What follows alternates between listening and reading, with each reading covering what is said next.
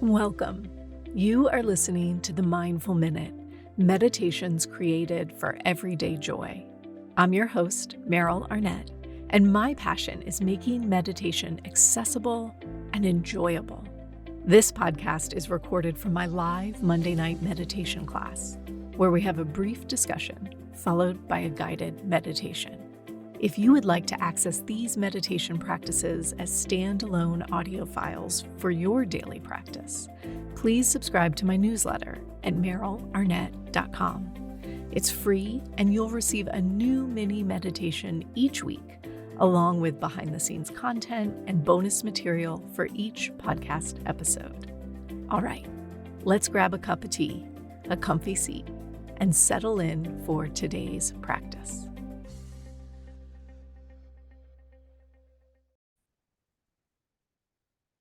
All right. Happy Monday. We did it. We made it here. Some of you in the live class will have just survived spring break week. And if you did, good job. And if you didn't, or it's still coming, I'm thinking of you. And we're going to move on our journey tonight. We're going through this journey of the tenets of mindful living. These tenets, these 5 teachings immediately follow the ethical teachings.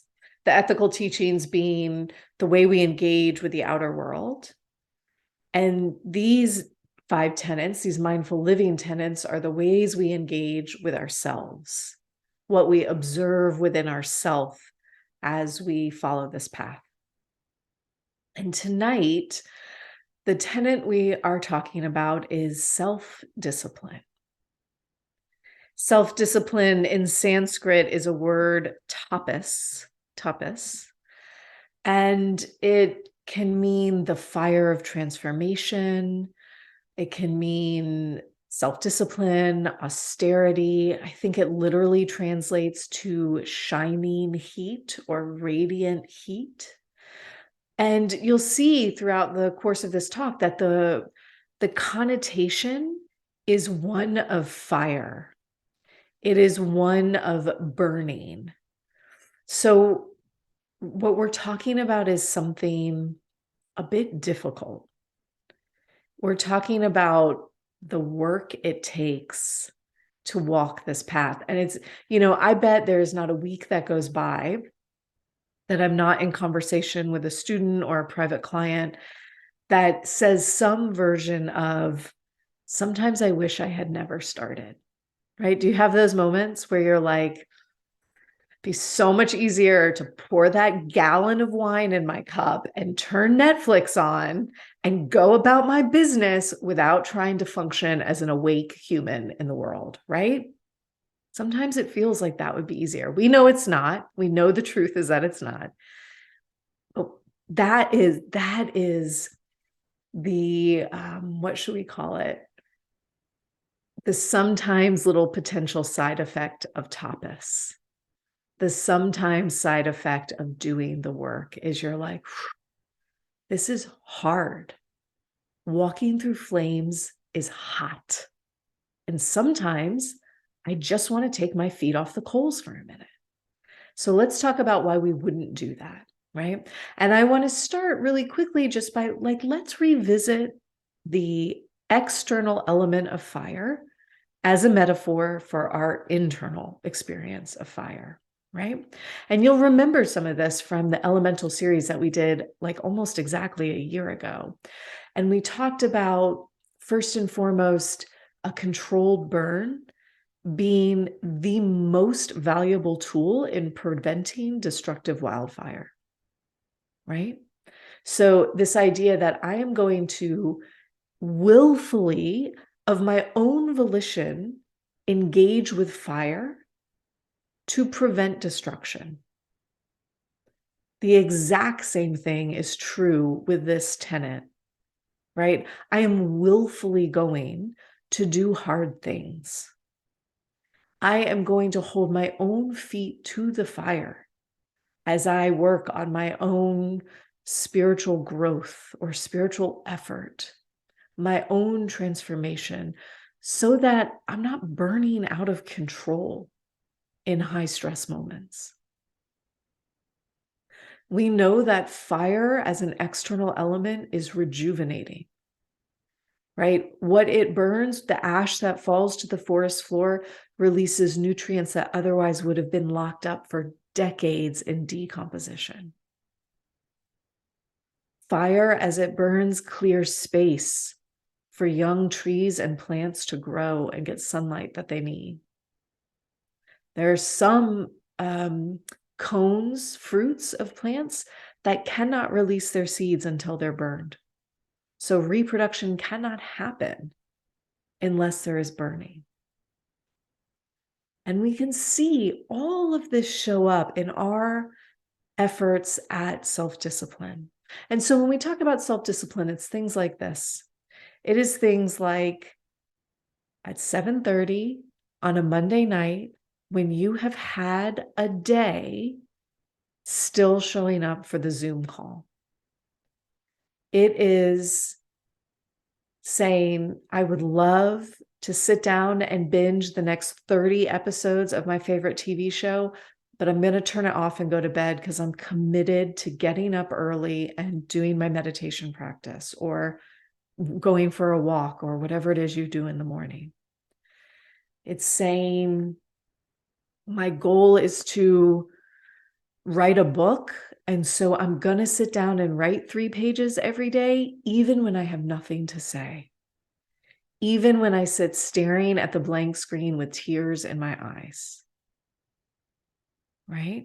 So in essence, this tenet is about the choices we make, the sacrifices we willingly endure, because we know why we're doing it. Right? I think at this point, all of you know why you're doing this meditation practice, right? You have some connection to an intention, a purpose, a reason, even if it's vague. And this is what self-discipline does, right? Self-discipline focuses our attention so that it can become intention. That's what self-discipline does. It focuses our attention so that it can become intention. And it's interesting, before I hit record, I was saying, man, I have really been in it today. My kids have had like big emotions all afternoon. And I was in that moment where I almost like a mantra am chanting in my head, like, be who you want to be in this moment. Be who you want to be in this moment. Don't give up. You can hold it together 5 more minutes. Like, just get through the moment. And it was sitting inside me to fall into the mom I don't want to be, the mom who yells, the mom who says, I don't want to see those tears anymore. Stop crying, right? And I could have, we all do. I've done it before for sure. Tapas, that self-discipline, is every day, every time I sit on this meditation cushion and remind myself that I'm practicing, you know why? Patience, present, kindness, right? I say it all the time, every practice. And so that in the moment, on Monday afternoon, when I'm like, you're sucking the life out of me, and I have to cook dinner, and I have to teach a class, I can remember all of that burning, that work, that fire got me through this next moment so that I could say goodnight, not have yelled, and sit here and be with y'all. And I think it matters, one of the things I want to name is that it also matters not just that we commit to whatever version of work we're committing to. We're going to talk about our work being a meditation practice in this class. It matters how we show up to the work, right? We could show up half-heartedly. You could show up and be like, I'm watching this Zoom call, but right behind my computer, my TV is on mute and I'm checking out the latest episode of Ted Lasso or whatever, right? Or you could sit down, close your eyes and say, now's my time to meditate. And really you're like, now's my time to daydream for 20 minutes, my favorite fantasy reel, go. Right? We could half-heartedly do it. We also could do it like super ego driven, meaning we are like all engaged and leaning in.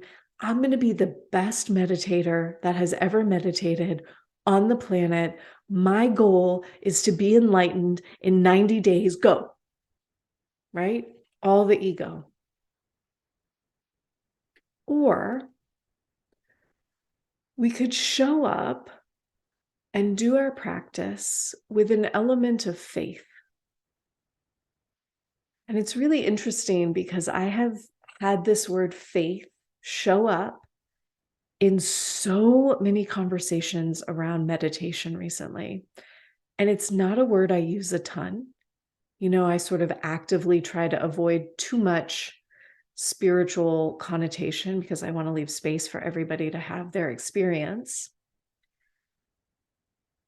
But this element of faith, of trust that you're on the right path, that you can do the hard thing you ask of yourself, that the outcome you desire is achievable. When we show up with that in mind, knowing that you can be how you want to be or who you want to be in the world, this is when we're really truly able to put our feet in the fire, when we're able to get a little singed on the edges and stay the course, stay in the practice, even when it's been a day, even when you've got nothing to say.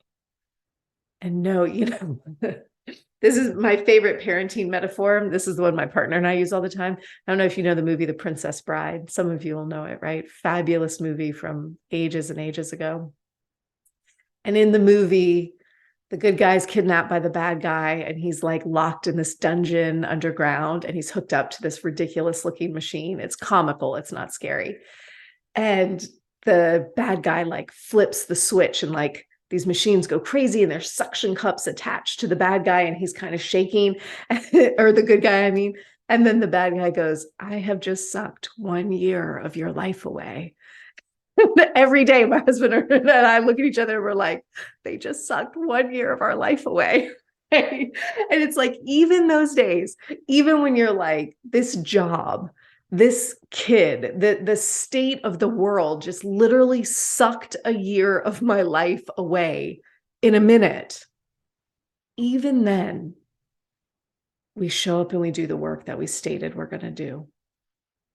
Because this is what allows us to burn away the discard, to burn away the stories that no longer serve us, to burn away the habits that no longer serve us, so that we really truly are moving forward on this path we have set out to be on, this path that we've set out to travel.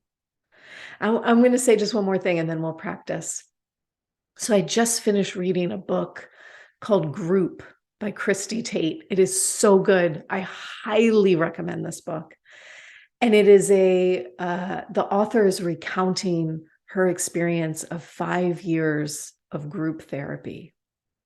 And she does it in the best way. Like she's funny and she somehow manages to make even the most intense things have a sense of levity.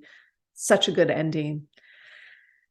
And so she's doing this group therapy, right? And over and over again, her refrain to the therapist running the group is like, how is this helping me? I'm showing up. We're all talking about our problems. No, there's no answer. Anybody who's done therapy knows you don't get an answer. They're never like, here you go, you're fixed. Just do this thing, right? There's no answer. I'm just showing up. I'm sharing these horrid problems that are like living in my head. And the therapist keeps saying, this is enough. This is enough. This is enough. And it is like the whole book. It shows you that it is indeed enough just to show up and do the work. That's the faith. That's what gets us up and gets us on the cushion day after day after day. And some days It's the last thing you want to do. Some days it feels amazing. Some days it's what gets you through the hours between school and bedtime, right? Or the hours between lunch and the end of your workday when you're done. But we want to be done in the way that we set out to be done. Not through stress, not through anxiety, not through frustration. So, all that being said, let's do a little practice of tapas. And you can think about this. I always think about this element as fire in the belly, right? So, at least through the lens of the chakras, fire lives right behind the navel center, which makes sense. Like everybody's heard that phrase, right? Fire in the belly, like your passion, your drive, the way you get things done is with that fire inside. And that is a take on tapas. This is the element we're tapping into, but we're doing it for the sake of waking up, for spiritual effort or transformation. Yeah. So take a minute to get comfortable. Let yourself shift around a little bit. You might uncross your legs and cross them the other way. And let your hands rest down onto your lap. And you give yourself space to let go of all the words. We talk about all these ideas,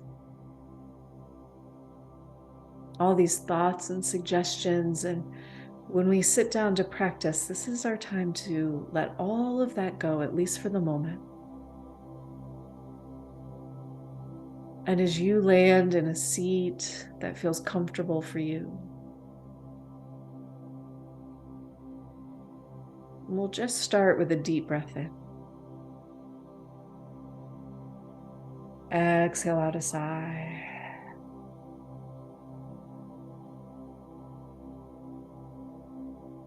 And we'll just do that again, inhaling deeply. Exhaling out a sigh.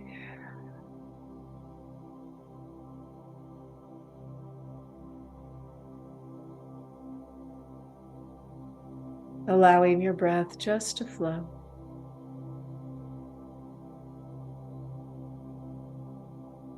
And starting your practice by silently saying to yourself, now is my time to meditate.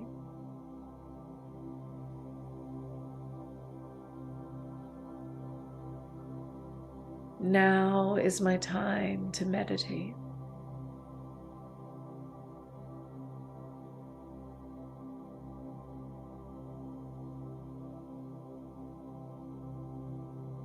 As you say those words to yourself, take a moment to let go of everything that you have already done.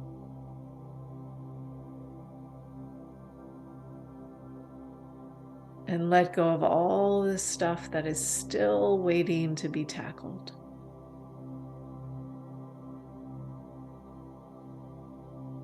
And instead, bring your mind right down to the seat that you sit on.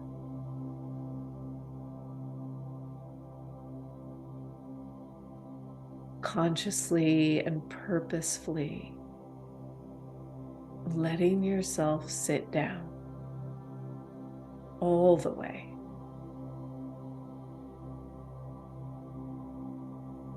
So you're letting go of all those tiny ways that we prepare for what comes next.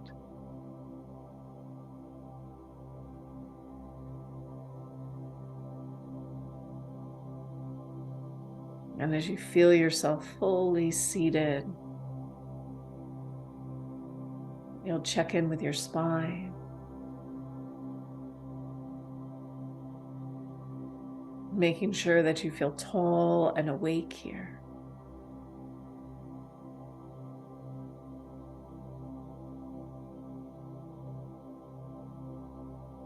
Pulling all of your senses inward.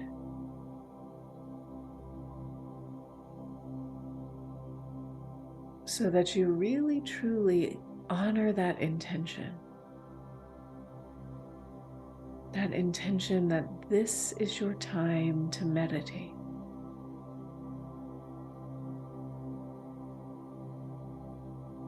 So we let go of the thoughts. We let go of the stories and the daydreams. And we bring the entirety of our attention to the forehead. And let your forehead smooth out and broaden.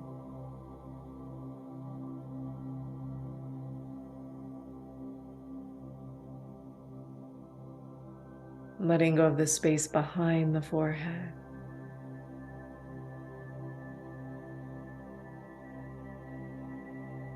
Softening the skin around the eyes.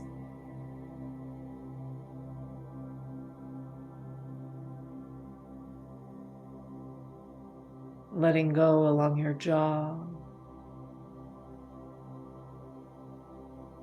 Through the inside of the cheeks. And through the space between your ears.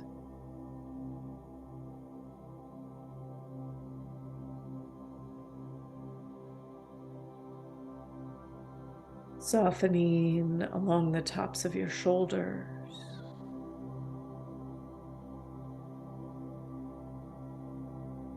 Down your arms and all the way into your fingertips.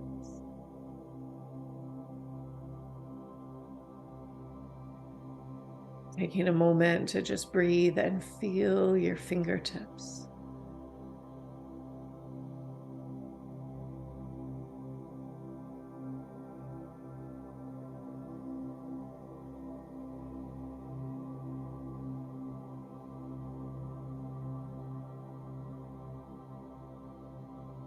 And letting go of the muscles in the chest.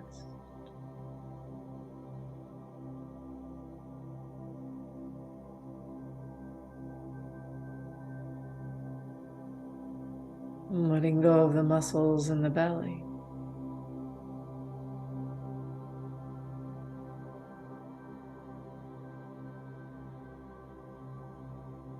Letting go through your thighs,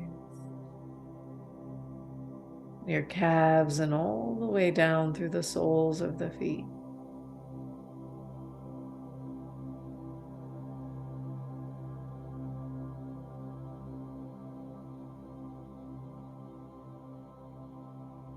And then turning your attention right onto your breath.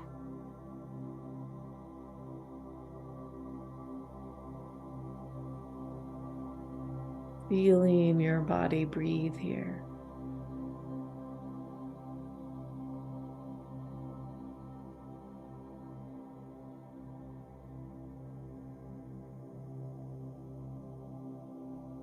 You might feel this breath as it moves through your nose, through your chest or your belly.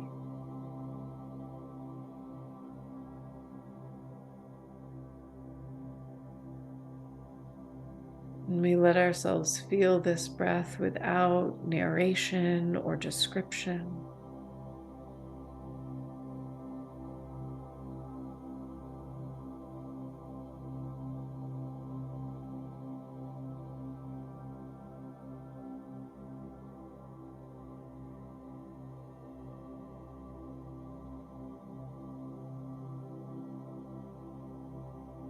And in a moment, we'll settle into about 10 minutes of silence.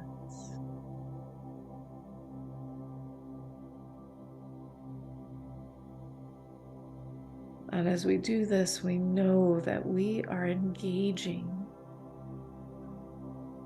the teaching of tapas.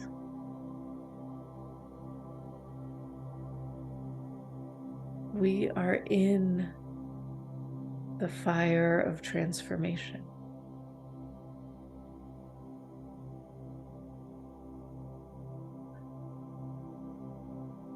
And so whatever it is that arises for you in this silence, whether they're thoughts or stories or feelings.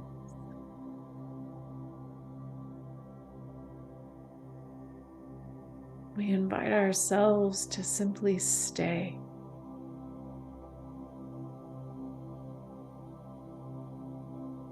To feel the next breath as it flows in, as it flows out.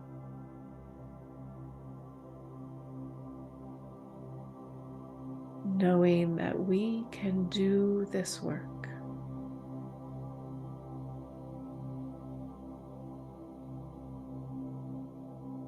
And knowing that this work is enough.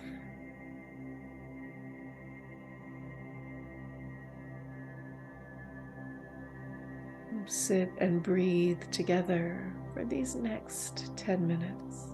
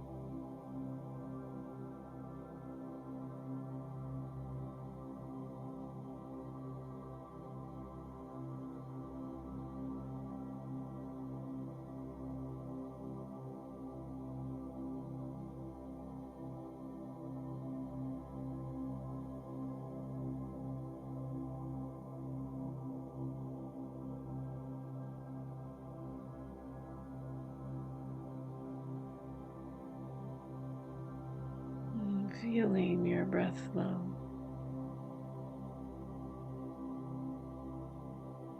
Noticing the thought, feeling, experience moving through you in this moment.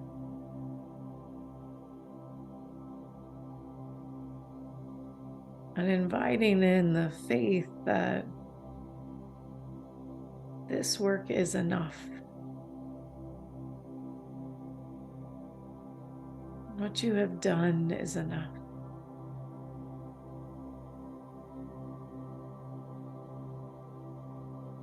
And so we deepen our breath.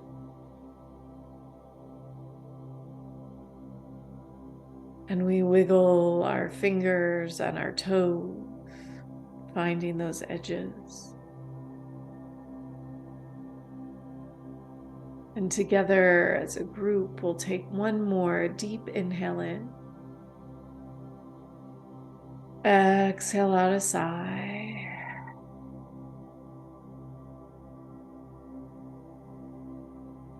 Taking all the time you need to let go of the practice, to open your eyes back up,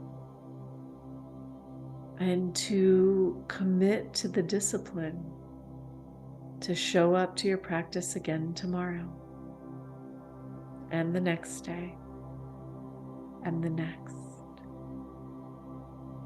Thank you, guys.